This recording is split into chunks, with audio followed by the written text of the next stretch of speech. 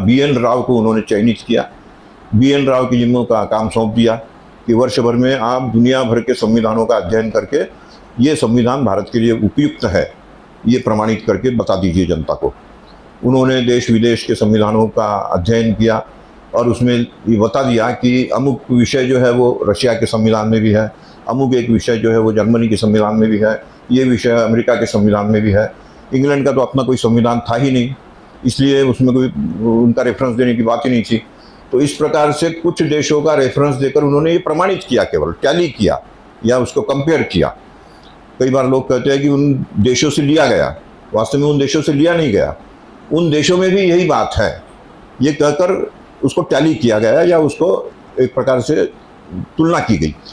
तो इस प्रकार से उन्होंने जब ये स्वीकृति के लिए दे दिया तो पूरा देश खुश हो गया कि वाह, BN राव जब कह रहे हैं तो चलो ठीक है, कोई बात नहीं। और 1935 से अंग्रेज सरकार अंतरिम सरकारें बनाने के लिए 1935 के उस कानून के सहारे, संविधान के सहारे राज करने लगे। जिस देश का अपना कोई लिखित संविधान नहीं है, उनसे छुटकारा पाने के लिए हमें दुनिया का सबसे बड़ा संविधान लिखना पड़ा।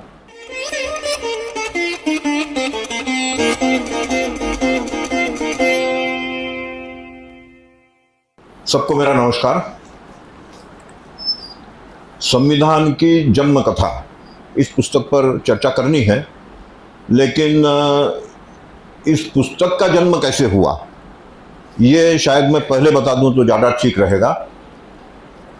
भारत का संविधान जब निर्माण प्रक्रिया में था, उस समय एक ऐतिहासिक घटना होने जा रही है, तो ये सदा के लिए याददाश्त बनाने के हिसाब से इस रूप में प्रस्तुत की जाए कि उसको सुरक्षित रखे, जो 1000 वर्ष तक भी खराब न हो।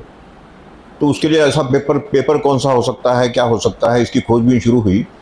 तो उसमें से ध्यान में आया कि नंदलाल बोस एक ऐसे व्यक्ति है, उन दिनों कलकत्ता में उनका केंद्र था और रविंद्र भारती विश्वविद्यालय में वो कला संकाय के प्रमुख थे।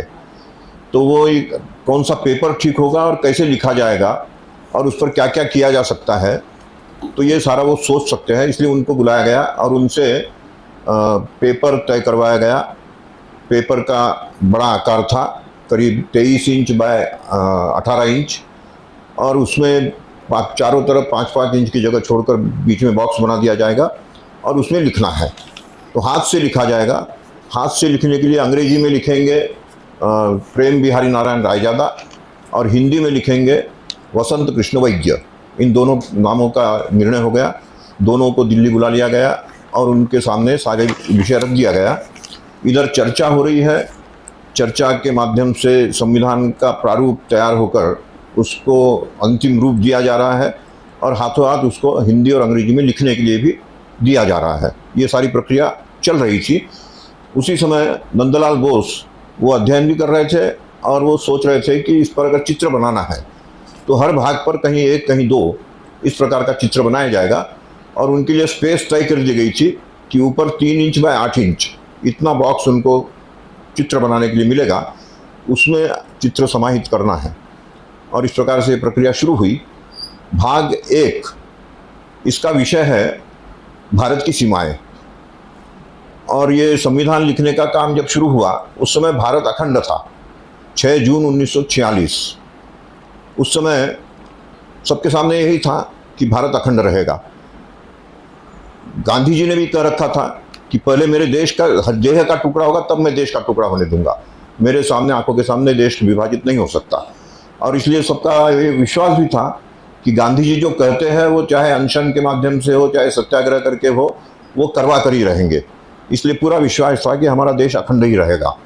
और इसलिए भाग 1 पर भारत की सीमाओं का निर्धारण जब हो रहा है, उस समय उस पर कौन सा चित्र लगाया जाए, तो नंदलाल बोस ने ये जो मोहनजोदारो है उसका प्रतीक चिन्ह उसको चुना। मोहनजोदारो आज के भारत में नहीं है, जो भारत विभाजित होकर पाकिस्तान बन चुका है उसमें है।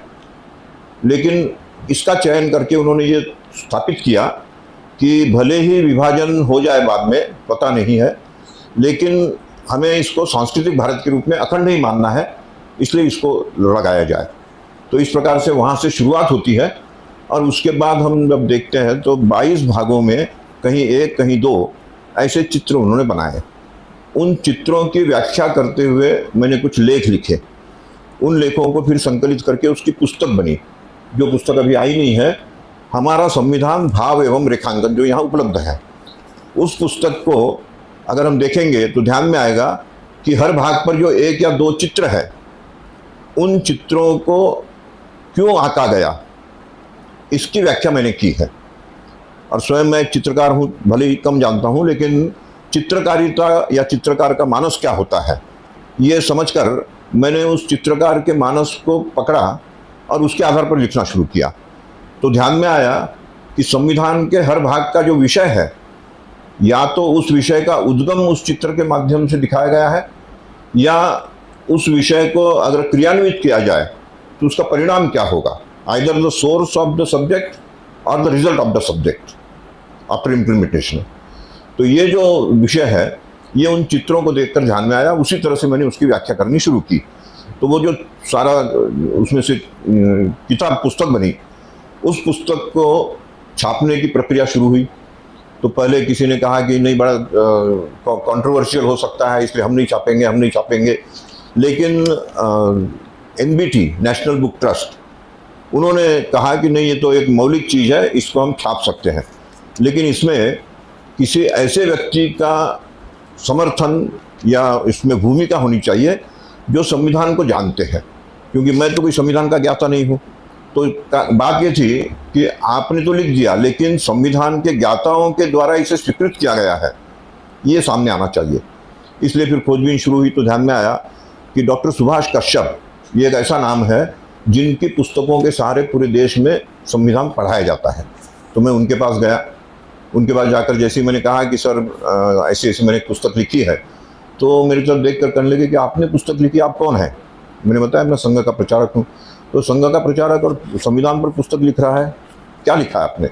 तो जैसे ही मैंने कहा कि मैंने चित्रों पर लिखा है, तो बड़े सहज भाव से उन्होंने कहा कि चित्रों पर क्या लिखना है, वो तो डेकोरेटिव पीस है।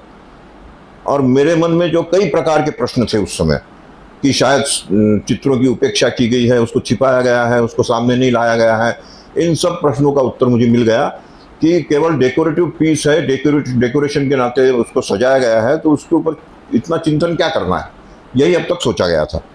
फिर जब मैंने कहा कि नहीं सर, कोई भी चित्रकार चित्र बनाता है तो बहुत सोच कर बनाता है। किसी से अगर कहा जाए कि ये बैठक कक्ष है, इस पर एक चित्र बनाओ, तो वो अलग प्रकार का चित्र होगा। रसोई घर है तो अलग प्रकार का चित्र होगा, बेडरूम है तो अलग प्रकार होगा, पूजा घर अलग प्रकार का होगा। तो हर जगह के चित्र का परिवेश, उस परिवेश के आधार पर चित्र बनता है। तो संविधान में भी इन विषयों पर चित्र बनाया है इन्होंने, तो जरूर इन्होंने कुछ सोच कर ही बनाया होगा। तो इस प्रकार से ये जो मैंने बताना शुरू किया उनको, तो उन्होंने पहले पूछा कि कैसे, आप जरा बताइए मुझे एक। तो मैंने एक दो उदाहरण दिए उनको, बड़े प्रसन्न हुए। बोले इस तरह से इतना सोचा होगा उन्होंने? मैंने कहा जी, बिना सोचे तो ऐसा नहीं किया जा सकता, लेकिन आखिर नंदलाल बोस भी मनुष्य है, उनके हाथ से भी गलतियाँ होती है। तो एक गलती उनके हाथ से भी हो गई है इस चित्र में। तो कहने लगे कैसे? मैंने कहा एक चित्र जो भाग 12 पर है, जिसका विषय है आर्थिक सच्छलता या आर्थिक पारदर्शिता, केंद्र और राज्य इनमें आपस में पैसों का लेन देन हो तो उसमें कितनी पारदर्शिता होनी चाहिए और कितनी स्वच्छता होनी चाहिए, इसका उसमें वर्णन है। और उस पर स्वाभाविक रूप से नंदलाल बोस ने ये सोचा कि एक शुभ कार्य है, शुभ कार्य के लिए स्वस्तिक का चयन होता है, तो उन्होंने स्वस्तिक चयन कर लिया। और शुभ होने से आनंद प्रकट होता है, आनंद का प्रतीक नटराज का चिन्ह है, नटराज का चित्र है, तो नटराज का चिन्ह उन्होंने सिलेक्ट कर लिया। और इन दोनों के सिलेक्शन के बाद उनके जो भी सहायक होगी उनको दे दिया। उनको स्पेस मिली थी, मान लो ये संविधान है तो इसमें उनको स्पेस मिली है ऊपर की, लेकिन जो चित्र बन गए वो ऐसे खड़े बन गए। अब खड़े चित्र बने हैं लेकिन उनकी स्पेस तो ऊपर है, तो फिर कैसे किया जाए? तो फिर उन्होंने जैसे तैसे एडजस्ट करके वो चित्र छाप दिए, जिसके कारण नटराज खंडित हो गए और स्वस्तिक ये उल्टा हो गया। उल्टा इसलिए हुआ कि जितने भी चित्र दोनों संविधानों में छपे हैं वो वास्तव में एक एक संविधान में एक एक चित्र बनाया नहीं गया है, अलग कहीं चित्र बनाया गया है, उसके साँचे बनाए गए हैं, उन साँचों को वहाँ छापा गया है। तो स्वस्तिक का भी सांचा बनाने के लिए स्वस्तिक अंकित करके दे दिया गया। सांचा बनाने वाले ने सीधा सांचा बना दिया, जो छपा तो उल्टा हो गया। तो ये असावधानी ये हो जाने के कारण भारत के आर्थिक लेन देन के बारे में जो चित्र है वो अशुभ हो गए हैं। ये जैसे ही मैंने उनसे कहा तो एकदम वो चौंक गए, बोले इतनी बड़ी गलती कोई करेगा? आपने संविधान देखा भी है? एकदम चैलेंज किया उन्होंने। मैंने कहा जी बिना देखे तो मैंने लिखा नहीं है, सारा देख कर लिखा है। बोले मुझे दिखाइए। तो चूंकि मैं अंग्रेजी का रेफर कर चुका था, हिंदी का मैंने देखा भी नहीं था, तो मैंने कहा कि कहाँ है संविधान बताइए। तो उन्होंने दोनों संविधान जो सजा कर रखे हुए थे वो मुझे दिखा दिए, उनके घर में सजे थे। मैं हिंदी वाला संविधान उठाकर ले आया। मुझे भी कंफर्म होना था कि हिंदी और अंग्रेजी दोनों समान है कि नहीं। तो जब खोलकर उनको दिखाया तो उस समय का दृश्य ऐसा था कि एक बार वो मेरी तरफ देख रहे हैं, एक बार चित्रों की तरफ देख रहे हैं और देख रहे हैं हाँ स्वस्तिक उल्टा है, नटराज खंडित है। क्यों हुआ ये तो बात का विषय है, लेकिन कैसे हुआ और आज तक किसी के नज़रों में क्यों नहीं आया। तो मुझे उन्होंने कहा कि 70 वर्षों से हम इस पर काम कर रहे हैं, आज तक किसी ने इस पर ध्यान नहीं दिया। आपने एक अद्भुत काम किया है, इसलिए आप ये आपकी पांडुलिपि रखिए, मैं इसको पढ़ूंगा और इसकी प्रस्तावना लिख दूंगा। तो इस तरह से मेरी इतनी परीक्षा लेने के बाद उन्होंने प्रस्तावना लिखी। 2 दिन बाद जब मैं गया तो उनका तो पूरा वातावरण बदला हुआ था। एकदम स्वयं दरवाजे पर आए, दरवाज़ा खोला, मुझे अंदर ले गए, बड़ा स्वागत करके बैठा कर कहा कि आपने अद्भुत काम किया है, आज तक इस पर इतना विस्तार से किसी ने लिखा नहीं है और इसलिए मैंने आपको जितना लिख कर देना था वो लिख दिया है, उसको भूमिका के रूप में आप छापिए। उनकी भूमिका में उन्होंने लिखा है सबसे पहले तो कि लक्ष्मी नारायण भाला को संविधान पर लिखने वालों की बिरादरी में आने स्वागत करता हूँ। तो मुझे अपनी बिरादरी का मान लिया। नंबर 2 उन्होंने लिखा है कि अब मैं भारत सरकार से ये मांग करूँगा कि इसके बाद जब भी संविधान छपे चित्रों के साथ छपना चाहिए। ये दूसरी बात। और तीसरी बात लिखी कि इस प्रकार की यह पुस्तक अपने आप में संविधान पर अपने आप में अकेली और अद्भुत पुस्तक है। इस प्रकार की पुस्तक आज तक किसी ने लिखी नहीं है। तो इस प्रकार से 3 सर्टिफिकेट मुझे उसमें उन्होंने अपने भूमिका में दे दिए। और उसके बाद फिर कई प्रकार की चर्चाएं शुरू हुई, कई प्रकार के वेबिनार आयोजित होने लगे। एक वेबिनार दिल्ली यूनिवर्सिटी के लॉ डिपार्टमेंट ने किया था और उस वेबिनार के ख़त्म होने के बाद मेरे पास फ़ोन आया डिपार्टमेंट की ओर से कि आज के वेबिनार में RC Lahoti retired chief justice वो भी थे और उन्होंने आपको बधाई दी है। मैंने कहा चलो बधाई स्वीकार है।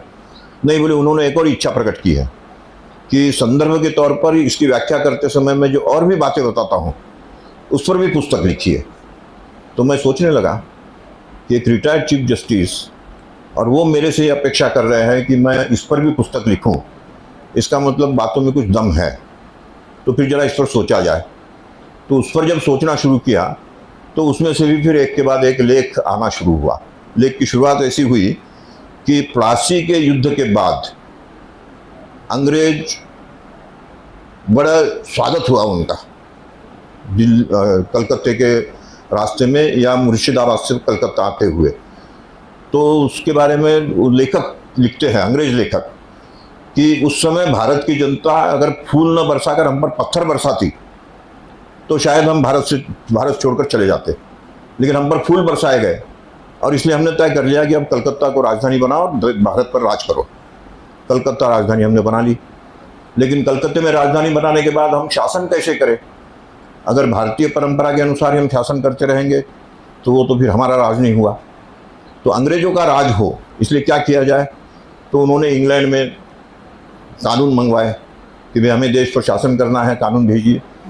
वहाँ से कानून आए। पहला कानून था इंडिया रेगुलेटिंग एक्ट 1773। 1773 में पहला एक्ट वहाँ से आया और उसके आधार पर उन्होंने राज करना शुरू किया। 4-5 वर्ष बाद उनको जो भी समस्याएं आती थी वो लिख कर भेजते थे, तो 4-5 वर्ष बाद एक और कानून का पुलिंदा आ गया। फिर कुछ वर्षों बाद और आया। फिर तय हुआ कि ऐसे हर 3-4 वर्ष में मंगाने के बजाय 10-12 वर्ष का एक्सपेरिमेंट हो जाए, उसके बाद मंगाना ठीक रहेगा। तो हर 10-15 वर्ष के बाद आने लगा। ऐसे आते आते जो कानून आते थे, कई कानून हमारे लिए बहुत घातक थे, इसलिए उसका विरोध भी होने लगा।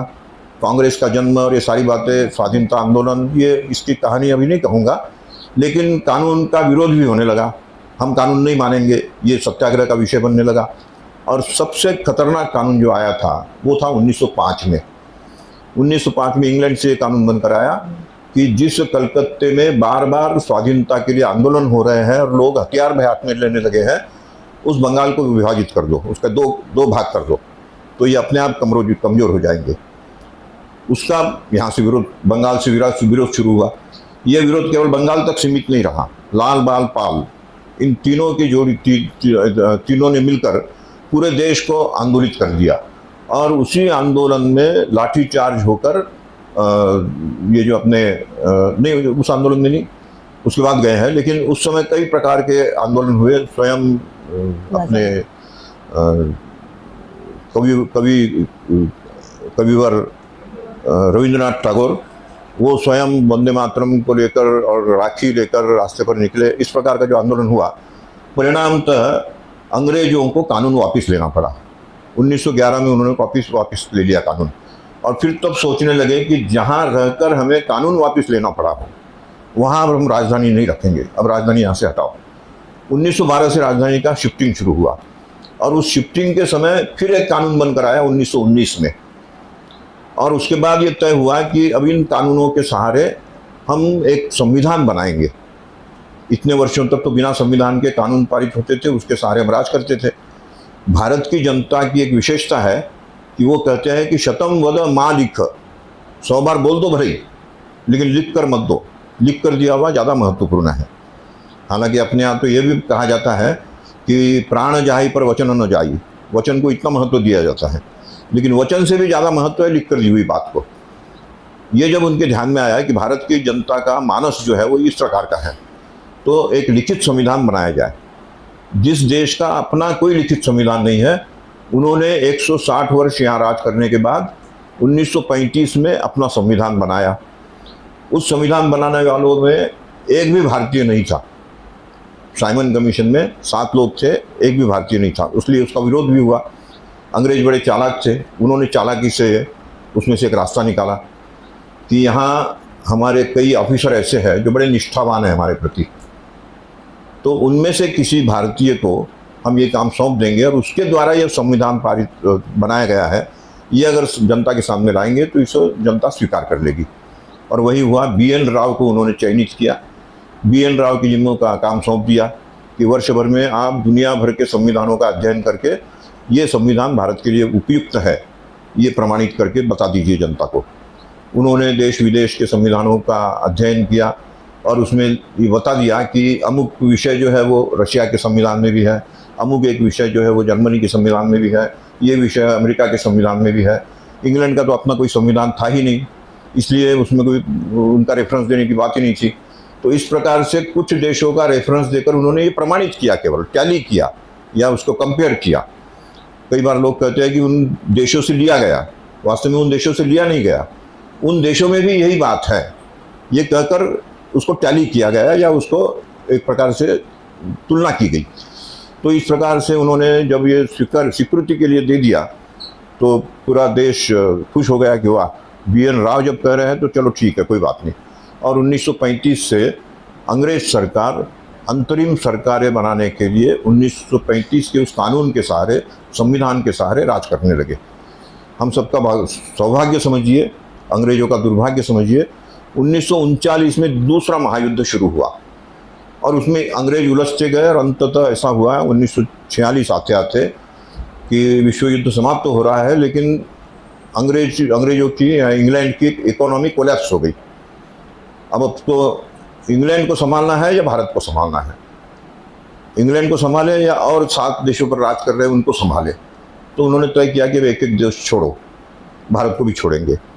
20 जून 1948 को हम भारत छोड़ेंगे, तब तक आप अपना संविधान अपने ढंग से बना लीजिए।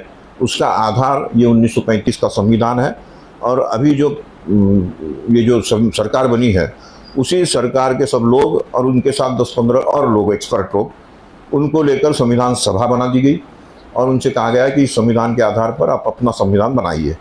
हम 20 जून 1948 को यहाँ से चले जाएंगे। अब लंबा समय था, 2-2.5 साल का। इसी बीच माउंटबेटन अटके, उन्होंने इंग्लैंड की रानी से जाकर कहा कि हम भारत को इतने दिनों तक क्यों ढोए, जब छोड़ना ही है तो 15 अगस्त को ही छोड़ दे। तो उसे पूछा गया क्यों भाई 15 अगस्त क्यों, भारत की कोई विशेष बात है? नहीं, बोले भारत की नहीं, मेरे जीवन की विशेष बात है। तो क्या बात है? तो 15 अगस्त 1945 को मैंने जर्मनी का सरेंडर करवाया था, वही 15 अगस्त 1947 2 साल बाद आ रही है। तो अंग्रेज भारत का विभाजन करवा दूंगा और भारत का शासन उनको सौंप दूंगा। तो इंग्लैंड की रानी खुश हो गई, चलो कोई अच्छी बात है ये तो, और इसलिए वो आ गए यहाँ। आकर उन्होंने अपने ढंग से नेहरू को संतुष्ट रखना, उसके लिए उनकी पत्नी, उनकी बेटी, उनके जिम्मे काम सौंपना, और उधर जिन्ना को संतुष्ट रखना। दोनों को हम सत्ता सौंप देंगे। 15 अगस्त को दोनों का सत्ता का हस्तांतरण 14 अगस्त की रात में हुआ, और इस प्रकार से संविधान बना ही नहीं, लेकिन देश का विभाजन हो गया। तब फिर ये बात आई कि अब तक तो हम देश अखंड रहेगा ऐसा सोचकर संविधान पर चिंतन कर रहे थे, लेकिन अब देश का जो विभाजन हो ही चुका है, तो अब ये जो है इसका संविधान बनाने की प्रारूप समिति, उसका गठन कर लिया जाए। और 29 अगस्त 1947 उस दिन प्रारूप समिति का गठन हुआ। 30 अगस्त को उनकी पहली बैठक हुई, और उसके बाद लगातार 1 वर्ष 3 महीने तक उनकी केवल बैठकें होती रही, 7 लोगों की, और उन बैठकों का निचोड़ जो था वो फिर उसके बाद चर्चा में आया, और उसमें से फिर ये संविधान बना। इससे पहले जो मैं चित्रों की बात बता रहा था वो उसी समय की प्रक्रिया है।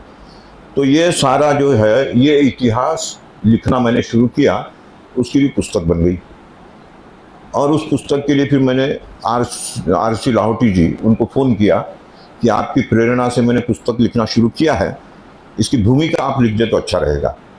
उन्होंने एकदम फ़ोन में ही कहा कि नहीं, मुझे माफ़ करना, मैंने आज तक किसी पुस्तक की कोई भूमिका लिखी नहीं है और ना ही लिखूँगा, लेकिन आपकी ये पुस्तक ज़रूर बाज़ार में आनी चाहिए, क्योंकि आपके जो तथ्य है वो बहुत मार्मिक और तथ्यपूर्ण है, इसलिए इस पर आप लिखिए। तो खैर मैंने वो लिखना तो चालू ही रखा, दूसरे लोगों ने संविधान की उस पर की, और ये जो पुस्तक है ये उसी में से उसका जन्म हुआ है।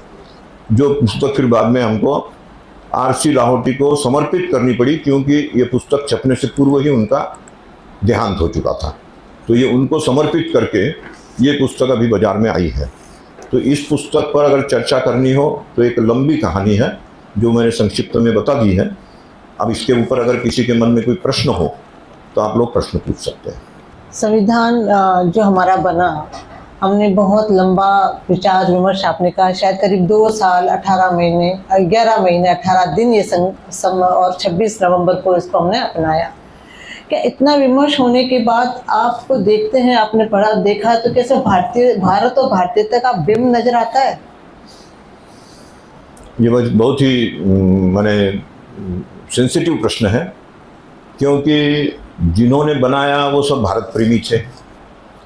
7 लोगों की जो कमेटी बनी वो सभी भारतीयता से ओतप्रोत इस प्रकार के व्यक्ति थे।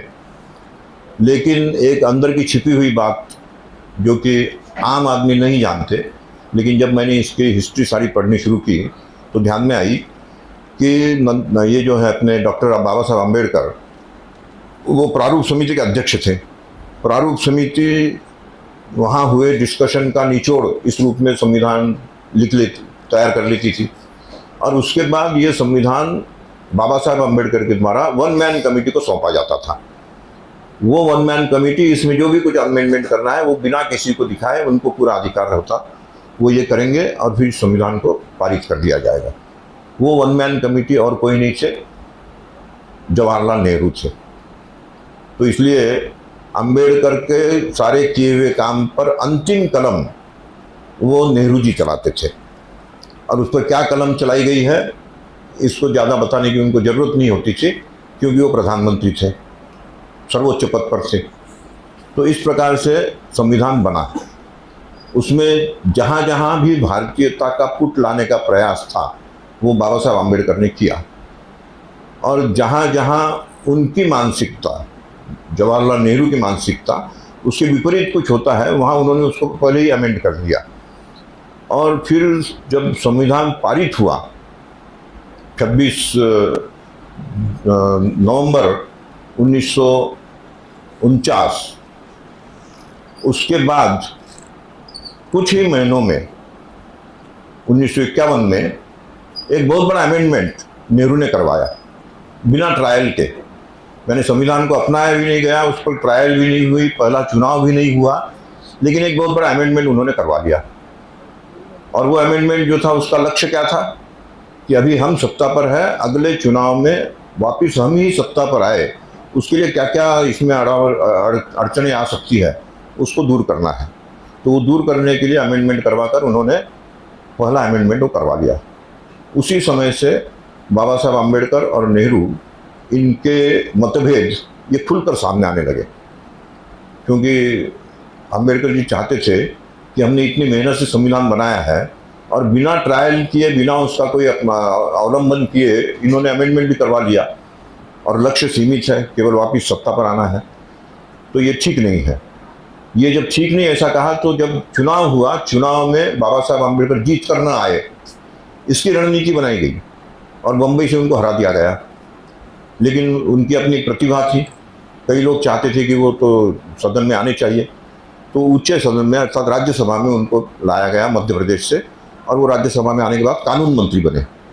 कानून मंत्री बनने के बाद उनको तो खुश होना चाहिए, लेकिन कानून मंत्री बनने के बाद वो कहने लगे कि मैं कानून मंत्री हूँ, लेकिन सारे कानून तो इनके हाथ रखे इन्होंने, कानून मंत्री करने के लिए कुछ नहीं है। इसलिए 1.5-2 वर्ष बाद उन्होंने वहाँ से भी त्यागपत्र दे दिया और उसके बाद देश भर में प्रवास करते हुए ये कहना शुरू किया उन्होंने कि जो हमें अंदेशा था वही हुआ है, संविधान गलत हाथों में जा चुका है। ये बहुत लचीला संविधान है हमने जो बनाया है, तो गलत हाथों में जाने से उसका दुरुपयोग भी हो सकता है और वही होने लगा है। इसलिए इस दुरुपयोग से बचाना है तो सत्ता पर योग्य व्यक्ति आए, इसका प्रयास होना चाहिए। लेकिन अब सत्ता पर तो 5 वर्ष के लिए वो आ ही गए थे, इसलिए उनको बदलना तो संभव नहीं था। तब इन्होंने फिर ये भी कहना शुरू किया कि मेरा बस चले तो मैं इस संविधान को जला दूं। तो उनसे फिर राज्यसभा में प्रश्न पूछा गया कि आप स्वयं इसके निर्माता हैं और आप कह रहे हैं कि इसको जला दूं, ऐसा क्यों? तो इस पर उनका बड़ा प्यारा उत्तर है। वो कहते हैं कि जो मंदिर हमने भगवान की मूर्तियां रखने के लिए बनाया, उसमें अगर कोई राक्षसों की मूर्ति रखने लगे तो मैं और क्या कहूँगा। तो उनका सीधा टारगेट जो था नेहरू थे कि नेहरू जी इसका गलत उपयोग कर रहे हैं और इसलिए इसके बारे में सोचना चाहिए। और उसके बाद फिर उन्होंने बहुत सोचा और उसमें से फिर ये निकाला कि ये जो आरक्षण की वैशाखी है उसके सहारे इस समाज को चलाना ठीक नहीं है। इसलिए जिनको आरक्षण देने की बात हमने 10 वर्ष के लिए कही है, 7 वर्ष में नेहरू ने उस पर कोई विचार ही नहीं किया, कुछ होने नहीं दिया। तो इस समाज को इससे मुक्त किया जाए और स्वाधीन होकर, स्वावलंबी बनकर वो हिम्मत के साथ रहे, ऐसा कुछ किया जाए। तो इसलिए क्या करना होगा, तो हम या तो बौद्ध बनेंगे या कोई और मत जो है उसको अपनाएंगे। ये यहाँ की जो वर्ण व्यवस्था है उस वर्ण व्यवस्था से हमें मुक्त होना है। तो उन पर बड़ा दबाव आया। किसी ने कहा कि आप इस्लाम स्वीकार कर लीजिए, ईसाई मत स्वीकार कर लीजिए। उन्होंने दोनों को ठुकरा दिया कि भारत में पनपा हुआ मत ही मैं स्वीकार करूँगा। और इसलिए फिर उन्होंने एक साथ 3.5-4 लाख लोगों का मतांतरण करने के लिए नागपुर में भव्य आयोजन किया और बौद्ध मत स्वीकार करवाया अपने ही सब पंथ के लोगों को। और उस समय उन्होंने जो बात कही वो बहुत ही मार्मिक थी। उन्होंने कहा कि बौद्ध मत क्यों, और आरक्षण की हमें आवश्यकता नहीं है, स्वाभिमान से जीना है, ये बात कैसे होगी, ये स्थापित करने के लिए मैं इसके बाद देश भर का प्रवास करूँगा, इस पर लेख लिखूँगा और सबका प्रबोधन करूँगा। लेकिन देश का दुर्भाग्य कहना होगा कि बौद्ध मत स्वीकार करने के बाद केवल 53 दिन वो जिंदा रहे, 53वें दिन उनका देहांत हो गया। और इसलिए भारत उस उनके संकल्प से चूक गया या उससे वंचित रह गया जो वो चाहते थे। अब वो चाहते थे वो कर नहीं पाए, इसलिए अब हमारा ये बनता है कर्तव्य कि उनका सपना पूरा करना हो तो इस संविधान का क्या करें। उसी का अंतिम उत्तर इसमें दिया गया है कि संविधान का जन्म कैसे हुआ ये तो हम समझ गए, अब इसके पुनर्जन्म की आवश्यकता है, वो कैसे होगा उस पर सोचना चाहिए। ये इस पुस्तक का निचोड़ है। मेरा प्रश्न जो आपकी पुस्तक है भावे में विखांडन, उसको लेकर के इसमें जितने 26-28 चित्र बनाए हैं नंदलाल बोस ने, उसमें से सबसे हृदय स्पर्शी आपको कौन सा लगा और दूसरा इसमें हमारे महापुरुषों के चित्र हैं, उसमें टीपू सुल्तान का भी चित्र है, तो उसके बारे में आपने क्या लिखा है, उसका जरा। ठीक, पहला प्रश्न तो इनका है कि इन चित्रों में सबसे मार्मिक चित्र कौन सा लगा। तो मैं ये कहूँगा कि अभी तो पूरा देश राममय है, और राममय इसलिए है कि हम राम राज्य का सपना देख रहे हैं। राम राज्य क्या है? तो जिस राज्य में हर नागरिक के मौलिक अधिकार की रक्षा होगी, वो है।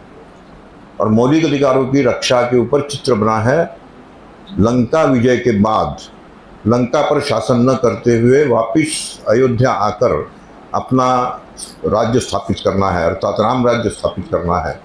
ये उनका जो पहले से संकल्प था, और जिसके लिए भरत बड़े आग्रही थे कि आपके आने तक मैं तो सिंहासन पर बैठूंगा ही नहीं, आपके चरण पादुकाओं को वहाँ बैठा कर मैं राज करूँगा, और आप अगर एक दिन की देरी करेंगे तो मैं जल समाधि ले लूँगा।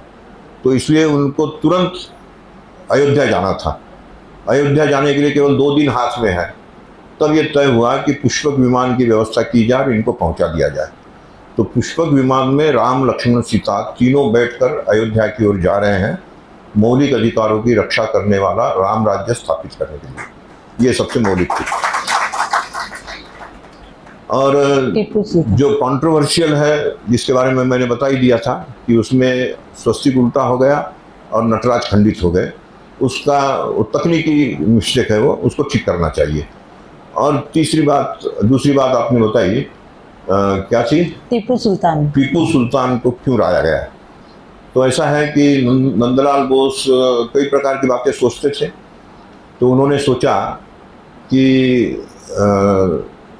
अल्पसंख्यकों के लिए विशेष प्रावधान, ये उस चैप्टर का विषय है। तो उस चैप्टर में अल्पसंख्यक कौन? तो महिलाओं को भी उन्होंने एक प्रकार से अल्पसंख्यक माना कि इनकी उपेक्षा ना हो।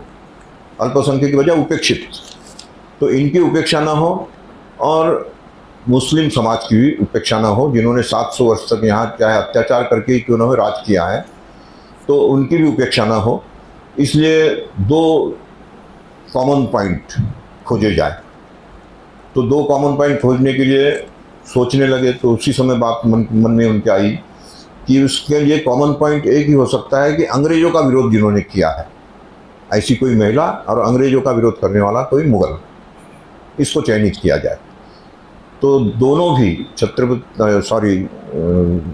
लक्ष्मीबाई झांसी की रानी और टीपू सुल्तान, इन दोनों को उन्होंने एक साथ रखा है। विषय है मतलब उपेक्षित लोगों के प्रति सोचना, और उसके लिए उन्होंने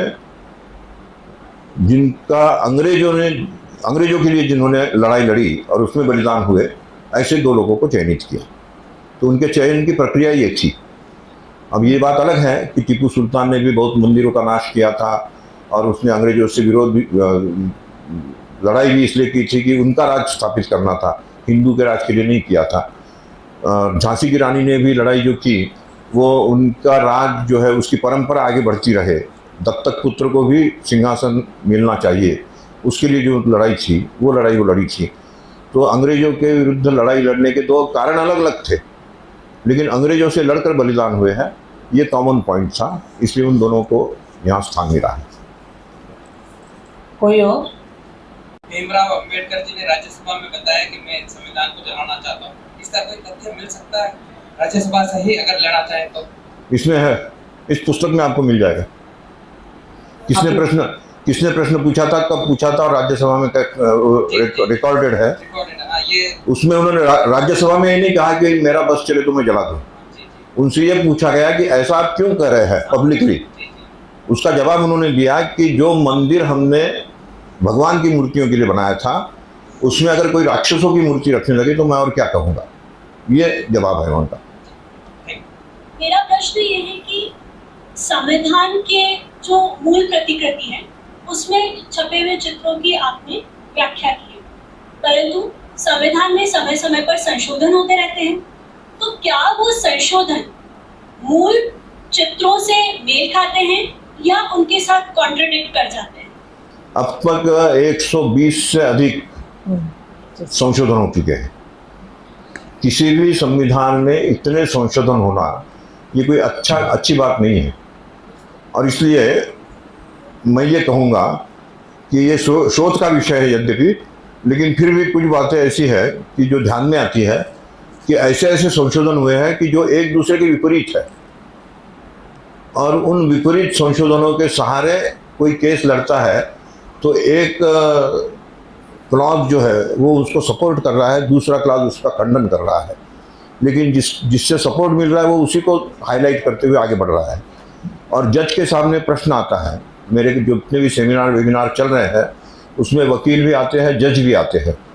जज मेरे सामने कहते हैं कि कई फैसले ऐसे होते हैं हमारे सामने कि हमारा मन नहीं मान रहा है लेकिन संविधान कह रहा है कि ये फैसला दो।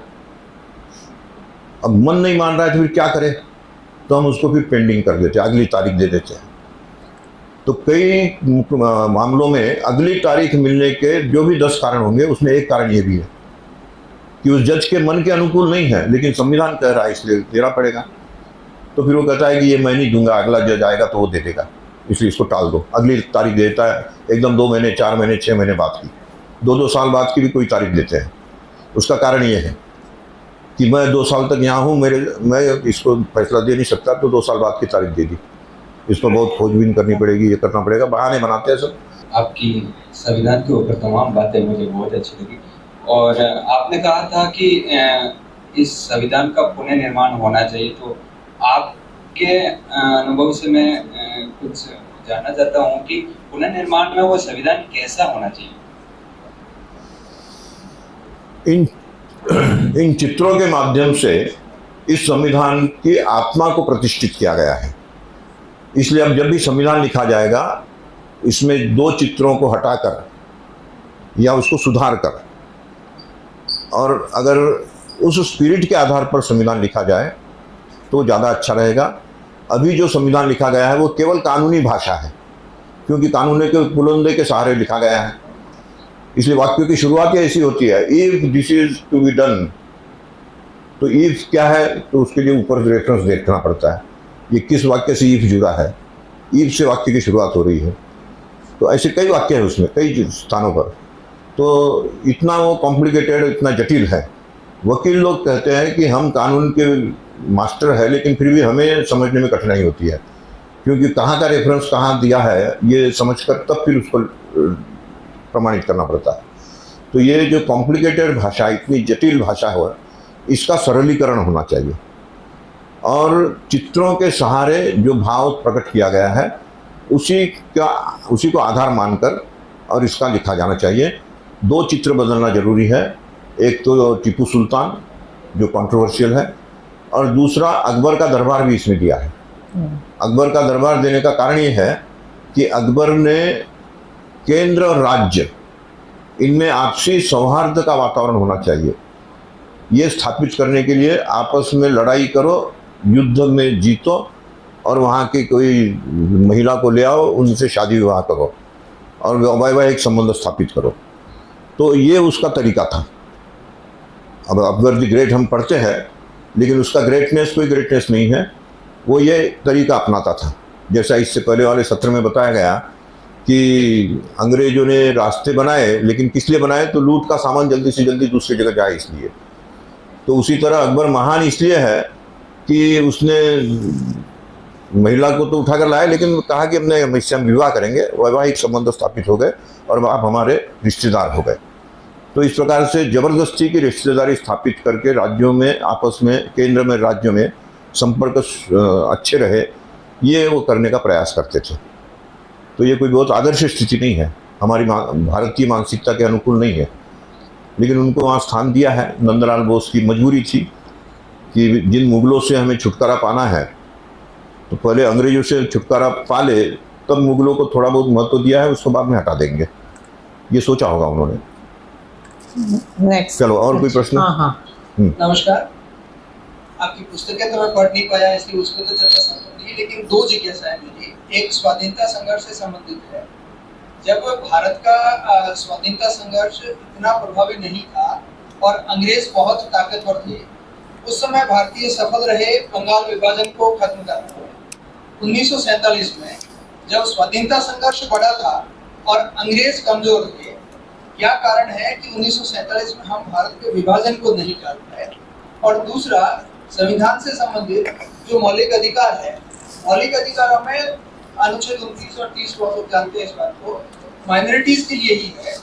आप इसकी क्या प्रासंगिकता देखते हैं? जब पूरे मौलिक अधिकार नागरिकों को एड्रेस किया हुआ है, तो नागरिकों में अल्पसंख्यक और बहुसंख्यक दोनों ही शामिल है, तो क्यों 29 और 30 की आवश्यकता है? उसकी क्या प्रासंगिकता है? पहला प्रश्न है आपका कि 1947 में तो हम बड़े मजबूत थे, फिर भी विभाजन को क्यों नहीं टाल सके। तो हम मजबूत थे, लेकिन हमारा नेतृत्व गलत हाथों में था और उन गलत हाथों की कमजोरी माउंटबेटन जानते थे।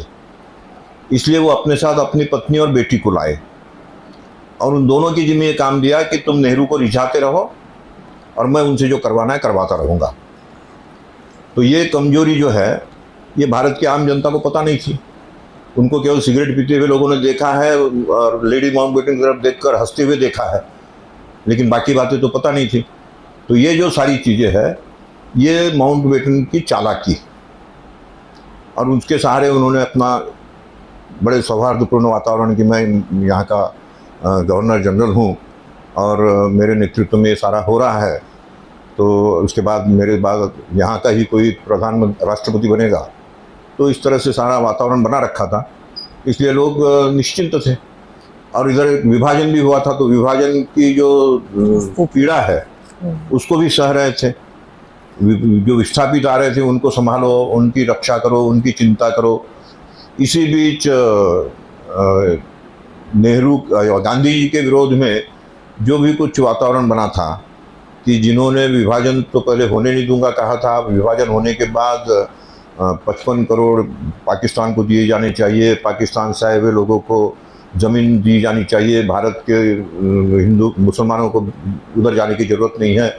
तो मुस्लिम प्रीति उनकी जो है वो जब सामने आ रही है, तो नाथुराम गोडसे से रहा नहीं गया और उसने आकर पहला प्रयास किया, लेकिन गांधी ने उसको नज़रअंदाज,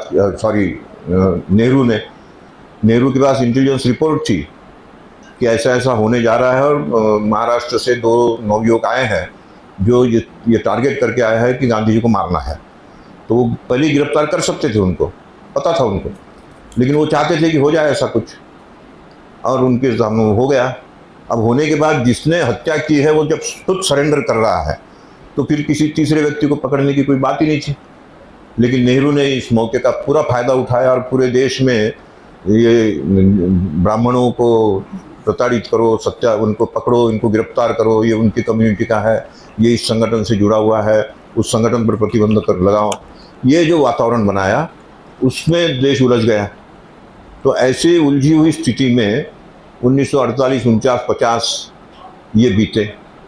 तो ऐसी जो सारी स्थितियां हैं, भले ही हम मजबूत रहे हो, लेकिन ये संकट जो आता था, इस संकट के कारण हम विचलित थे।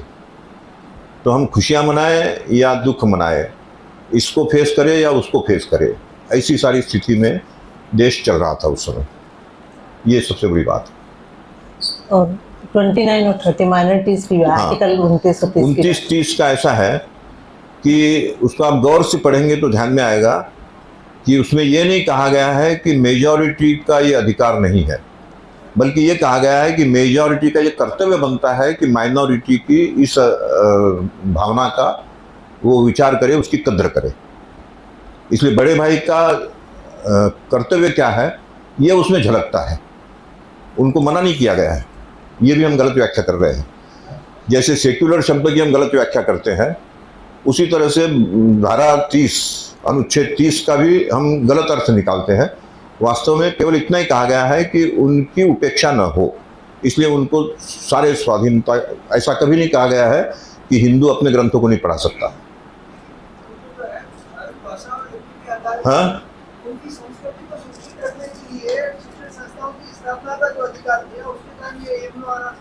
हाँ, तो हिंदुओं को मना तो नहीं किया ना।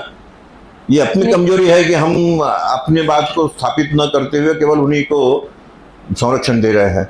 अपनी बात को स्थापित करते हुए उनको भी संरक्षण मिले, ये उसमें से झलकता है। लेकिन हम एक हिस्सा भूल गए और दूसरे हिस्से पर चर्चा करने लगे। यही बात सेक्युलर शब्द पर हो रही है।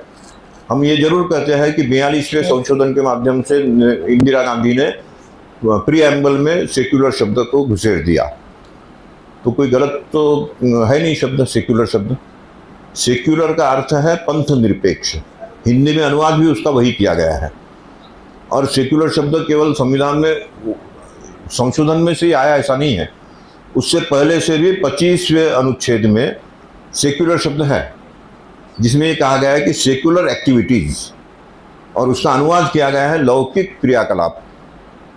तो मनुष्य के द्वारा होने वाले लौकिक क्रियाकलापों से इस देश को वंचित न करे। हम सेक्युलर है अर्थात हम लौकिक क्रियाकलापों से इस देश को आगे बढ़ाएं, ये भाव उसमें से आता है। लेकिन कुछ वामपंथियों ने जो अपने आप को बुद्धिमान समझते हैं और दिखाना चाहते हैं, उन्होंने ये एक नैरेटिव स्थापित किया है, ये एक अवधारणा स्थापित कर दी कि सेक्युलर माने धर्मनिरपेक्ष।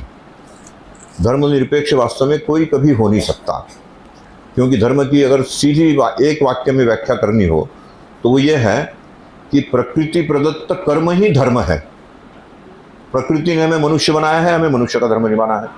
प्रकृति ने कोई बीज भेजा, बीज बनाया है, उस बीज को अपना धर्म निभाता है, पेड़ बनता है, फिर बीज देता है। मनुष्य किसी प्राणी को बनाया, वो प्राणी अपना धर्म निभा रहा है। तो जो जिस रूप में प्रकृति ने यहाँ भेजा है, जिसको प्रकृति प्रदत्त कर्म ही धर्म है, तो हमें मनुष्य का धर्म निभाना है। मनुष्य के नाते हम पिता बने तो पितृधर्म निभाते हैं, पुत्र बने तो पुत्र धर्म निभाते हैं, पत्नी बनी पत्नी धर्म निभाती है, माँ बनी है मातृधर्म निभाती है, पितृधर्म निभाया जाता है।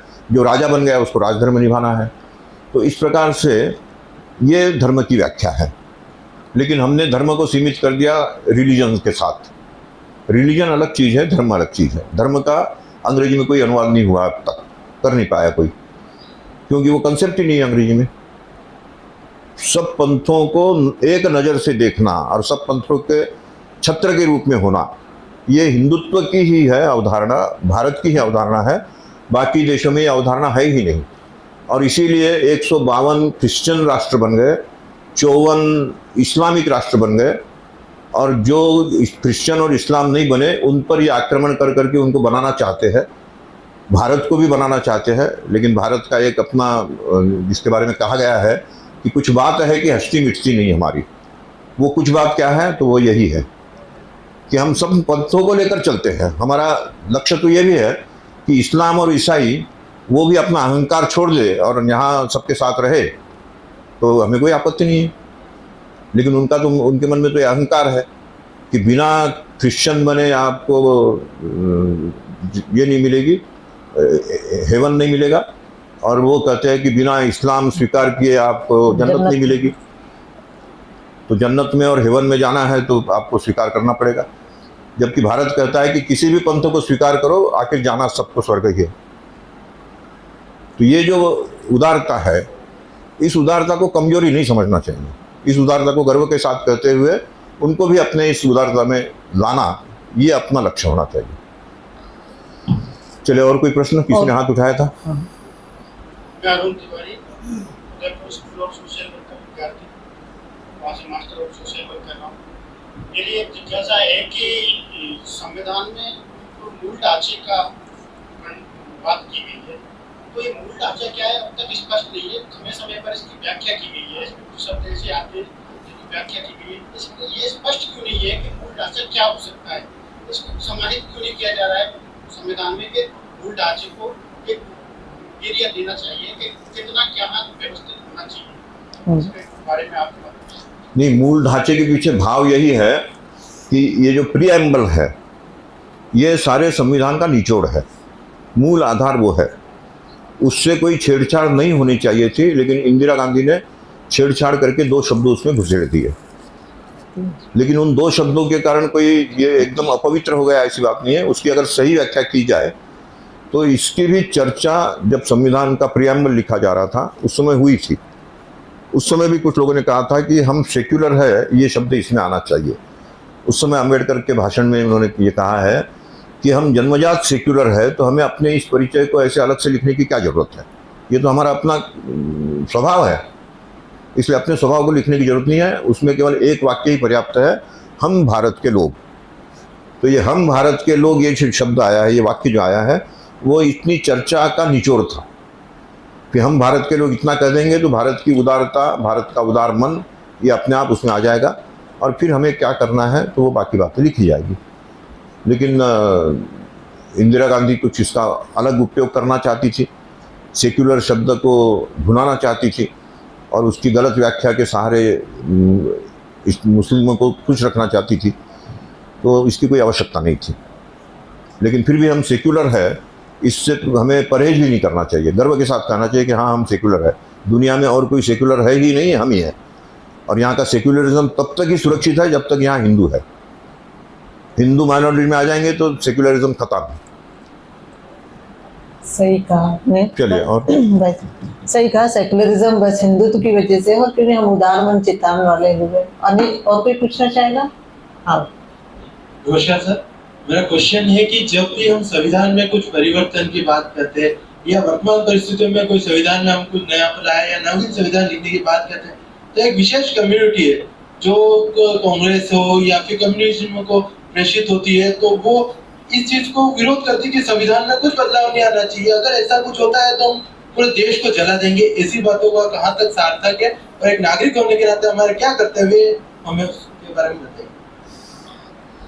जिस संविधान में 125 के करीब संशोधन हो चुके हैं, उसमें अगर कोई कहे 126वां संशोधन एक और आएगा तो उसमें कोई विरोध नहीं करेगा। लेकिन बात कहने के तरीके पर निर्भर करता है। जब ये कहा जाएगा कि हम संविधान को बदलना चाहते हैं तो विरोध होगा। इसलिए हमें बदलना नहीं है, संविधान ठीक है, उसका सरलीकरण करना है, उसका पुनर्लेखन करना है, पुनर्निर्मित नहीं करनी है हमें। जो है वो सही है, उसका सिंप्लीफिकेशन करेंगे तो ये अपने आप जो हमें चाहिए वो चीज़ उसमें आ जाएगी। ये जो कॉम्प्लिकेशंस है, उस कॉम्प्लिकेशंस का ही लाभ बाकी लोग उठा रहे हैं। इस कॉम्प्लिकेशन को दूर करना है तो इसका सरलीकरण होना चाहिए, सरल भाषा में लिखा जाना चाहिए। और एक मिनट, और जो आपने बताया कि बड़ा सेंसिटिव विषय बन जाता है, वो इसलिए बनता है कि सीधे लोग इसको अम्बेडकर के साथ जोड़ते हैं कि अम्बेडकर का विरोध है। मेरे तक माइक आते आते मेरे प्रश्नों का सरलीकरण हो गया था। अच्छा। पर एक अच्छा शब्द आपने काम में लिया था, पुनर्जन्म, पुनर्लेखन। संविधान का पुनर्जन्म करना होगा। हाँ, पुनर्जन्म। और फिर एक प्रश्न आया था कि पुनर्निर्माण, तो मैं एकदम से कब गया था कि ऐसा शब्द काम में नहीं ले, है ना। तो मुझे भी लगता है, मैं एक सामान्य नागरिक हूँ, मेरे मोहल्ले में मेरे दोस्तों के बीच बैठा हूँ, तब मैं ये जो तथ्यात्मक बातें हैं ये शायद उनको बोर करे, समझ आए नहीं आए। मैं एक सामान्य नागरिक होने के नाते दोनों चीजें मेरे मन में जो दो प्रश्न थे कि सेक्युलर होना पंथ निरपेक्षता है, धर्म निरपेक्षता नहीं, और ये जो पुनर्जन्म होना चाहिए, पुनर्निर्माण नहीं, और पुनर्जन्म ही हो रहा है, पुनर्निर्माण नहीं। मैं इनको बहुत सरल तरीके से तथ्यों के साथ, सामान्य तथ्यों के साथ कैसे सर्व कर सकता हूँ अपने समाज में। थोड़ा मैनिपुलेट किया मैंने क्वेश्चन, ये सारी चीजें आ रही। नहीं, आप आराम से पूछ सकते थे। बहुत संक्षिप्त में एक ही उत्तर इसका, इस पुस्तक को आप पढ़ेंगे तो आपको सारे तथ्य मिल जाएंगे। इसमें सारी बातें बड़े तथ्यों के साथ दी गई है, किस भाषण में कब उन्होंने क्यों कहा, ये सारी बातें उसमें कही गई है। और ये कहा जा सकता है कि संविधान का पुनर्लेखन होने से दो आत्माओं को शांति मिलेगी, संतुष्टि मिलेगी। वो दो आत्माएं हैं डॉक्टर बाबा साहेब आम्बेडकर और डॉक्टर राजेंद्र प्रसाद, क्योंकि दोनों ने ये बात लिखी है कि संविधान का दुरुपयोग न हो, इसके लिए जनता को सतर्क रहना चाहिए, क्योंकि ये इतना लचीला बनाया गया है कि इसका कोई भी दुरुपयोग कर सकता है। तो इसलिए उसको सरलीकरण करने से दुरुपयोग रुकेगा। संविधान की जो हमने जीवन गाथा देखी थी, उसमें हमने देखा, आपने कहा था वो तो उनको टेली किया था, पर हम जैसे बच्चों को पढ़ाते हैं, हम भी पढ़ते ही हैं। हालांकि मैंने संविधान को इस दृष्टिकोण से नहीं देखा जो आपने आज के चित्र के हिसाब से और एक एक चीज को जिस तरह से व्याख्या की है। उसमें हम कहते हैं कि उन्होंने बहुत, जो BN राव था साहब थे, उन्होंने अलग अलग जगह जाके संविधान, दूसरे देशों के संविधान को पढ़ा और उसको हमारे संविधान में समाहित कर लिया। जब हम जानते हैं, मानते हैं कि हमारे राष्ट्र में पहले से लोकतंत्र रहा, गणतंत्र रहा, हमारे संविधान आज भी उनके जो अकाट्य साक्ष्य मिलते हैं, तो फिर हमें दूसरे राष्ट्रों से संविधान ली ऐसा समझ नहीं आता कि उस वक्त जो इतने मनीषी थे जिन्होंने भारत के लिए स्वतंत्रता संग्राम लड़ा था, तो वो वापस पराधीनता की तरफ ऐसा नहीं, कहाँ है पराधीनता की तरफ? इस तरह से अलग अलग राष्ट्रों से समाहित करके जो ना नहीं जैसे फंडामेंटल ड्यूटीज नहीं, मैंने ये बात कह दी थी, फिर से रिपीट करता हूँ, दूसरे देशों से लिया नहीं गया है। अपने संविधान की बात को स्थापित करने के लिए केवल तुलना की गई है कि अरे जर्मनी के संविधान में भी ये चीज़ है, जापान के संविधान में ये चीज़ है, वहाँ से लिया नहीं गया है। हमारे पास जो है वो जापान ने भी लिया है, हमारे पास जो है वो जर्मनी ने लिया है, हमारे पास जो लिया है वो रशिया ने लिया है, वो अमेरिका ने भी लिया है। उनके संविधान पहले से बन चुके थे। उसके साथ टैली करने का काम वो जो BN राव उनके जिम्मे था, उन्होंने वही काम किया। उन्होंने संविधान पर कलम नहीं चलाई। जो साइमन कमीशन के द्वारा जो संविधान बनाकर अंग्रेज सरकार को दिया गया था, उसी को उन्होंने अप्रूव किया है केवल। और क्योंकि इंग्लैंड का कोई संविधान नहीं है, इसलिए किससे अप्रूव करे, तो बाकी देशों के साथ तुलना करते हुए उन्होंने प्रमाणित कर दिया कि ये वैश्विक स्तर का संविधान है। और जिस देश का अपना कोई लिखित संविधान नहीं है, उनसे छुटकारा पाने के लिए हमें दुनिया का सबसे बड़ा संविधान लिखना पड़ा। तो ये यही एक अपने आप में रहस्य की बात है। तो उसके कारण यही है। और उसको प्रमाणित करने के लिए उनके जो बहुत निकटस्थ ऑफिसर थे, निष्ठावान ऑफिसर थे, BN राव, उनके जिम्मे काम सौंपकर उनको फिर सर की पदवी भी दे दी गई। जैसे ही उन्होंने 1935 में ये सबमिट किया और कहा कि नहीं, ये अपना संविधान एकदम अनुकूल है, इस देश में भी इस प्रकार के संविधान की ये धारा है और इसलिए इसको हम भारत में लागू कर सकते हैं, तो उनको तुरंत सर की उपाधि देकर सम्मानित किया गया। ये तो द्वितीय विश्व युद्ध की देन है हमें, ऐसा मैं कहूँगा। हमारे देश की स्वाधीनता ये या तो नेताजी सुभाष चंद्र बोस, जो द्वितीय विश्व युद्ध का लाभ उठाकर भारत में भी युद्ध करके इनको भगाना चाहते थे, और उन्होंने 2 स्थानों पर मुक्ति दिलाई भी थी। एक तो सबसे पहले अंडमान निकोबार को स्वाधीन किया, फिर मणिपुर को स्वाधीन किया। उसके बाद सिंगापुर में बैठकर सेना का गठन करते हुए उन्होंने संदेश भेजा रेडियो से महात्मा गांधी के लिए कि मैं इस देश को स्वाधीन करने के लिए अंग्रेज़ों पर आक्रमण करने जा रहा हूँ, आप मेरे लिए अनुकूल वातावरण बनाइए ताकि कम से कम हिंसा में हम इस देश को स्वाधीन कर सकें और अंग्रेज़ों को यहाँ से भगा सकें। लेकिन चूँकि गांधी जी के दिमाग पर अहिंसा का भूत सवार था, यही मैं शब्द बताऊंगा, उनको ये दिखाई नहीं दे रहा था कि अहिंसा की रक्षा के लिए इतनी हिंसा हो रही है, लेकिन उनको ये लगता था कि युद्ध होगा तो हिंसा ज़्यादा होगी, और इसलिए उन्होंने कहा कि नहीं, युद्ध का तो मैं समर्थन नहीं कर सकता। तो इसलिए उन्होंने उनको नकार दिया कि मैं आपके लिए कोई यहाँ समर्थन नहीं कर सकता। तो इसका लाभ उठाकर अंग्रेज़ों ने फिर उनको नाटक करके मरवा दिया या गायब कर दिया, जो भी है, अभी भी रहस्य बना हुआ है। तो ये जो सारी चीज़ें हैं, लेकिन संविधान में नेताजी को भी लिया गया है। नंदलाल बोस ने नेताजी को लिया है, जिस भाग पर ये लिखा गया है कि भारत की प्रशासनिक रचना कैसी होगी, कौन सा पदाधिकारी क्या अधिकार लेकर बैठेगा, काम करेगा, तो इस पर चित्र दिया है नेताजी का। क्योंकि नेताजी वो प्रक्रिया शुरू कर चुके थे, उन्होंने अपॉइंटमेंट्स दे दी थी, कॉइन चालू कर दी थी, 11 देशों ने उनको समर्थन भी दे दिया था। तो इसलिए उसी रास्ते को हम आगे बढ़ाए, ये संकेत देते हुए उन्होंने वहाँ नेताजी का चित्र दिया है। संविधान जो हस्तलिखित है उस पर 284 लोगों ने हस्ताक्षर किए हैं उसको ये करने के लिए समर्थन में।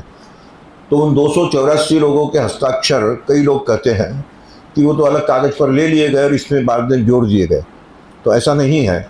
संविधान का जो अंतिम पृष्ठ था, 8वें परिशिष्ट का पृष्ठ, जिसमें भाषाओं की सूची है, उस समय 14 भाषाएं सूचीबद्ध की गई थी। तो उन 14 भाषाओं की सूची के बाद उसी पृष्ठ से हस्ताक्षर शुरू हुए हैं। ये इसको गौर से देखेंगे तो ध्यान में आएगा। और सबसे पहले नेहरू को जल्दबाजी थी तो उन्होंने हस्ताक्षर कर दिए जाकर। फिर कुछ लोगों ने और हस्ताक्षर शुरू कर दिए। तब फिर किसी के ध्यान में आया कि ये तो गड़बड़ हो गई, प्रोटोकॉल के हिसाब से राजेंद्र बाबू का हस्ताक्षर पहले होना चाहिए, वो प्रतिनिधि इसके संविधान सभा के अध्यक्ष हैं। तो नेहरू जी चुप हो गए, बोले क्या हो गया, गलती तो हो गई, जाकर समझाओ उनको। तो जो भी 2-4-5 लोग गए होंगे उन्होंने जाके बताया कि राजेंद्र बाबू ऐसा ऐसा हुआ है। तो राजेंद्र बाबू ने उदार मन से ऊपर की ओर सिग्नेचर कर दिया, ऐसे ऊपर की ओर। नेहरू से भी ऊपर मुझे रहना है, इसलिए प्रोटोकॉल के हिसाब से इसको ठीक करना हो तो मैं ऊपर हस्ताक्षर कर देता हूँ, जहाँ कोई स्पेस नहीं है लेकिन तिरछी जगह मिल गई तो वहाँ उन्होंने अपना हस्ताक्षर कर दिया, हिंदी और अंग्रेजी दोनों में। और जो हिंदी वाली प्रति थी उसमें नेहरू जी शायद कहीं असावधानी हुई होगी तो हल्की सी जगह ऊपर छूट गई थी, तो वहाँ बड़ा पतला सा हस्ताक्षर राजेंद्र बाबू ने कर दिया। तो ऐसे हिंदी और अंग्रेजी दोनों प्रतियों में राजेंद्र बाबू का हस्ताक्षर पहला है, लेकिन वो झलकता है कि एक तो उदार मन से किया है और एक मजबूरी में छोटा सा कर दिया है। तो उनकी उदारता और उनकी मजबूरी दोनों उसमें झलकती है, और नेहरू की सत्ता लोलुपता वो भी झलकती है।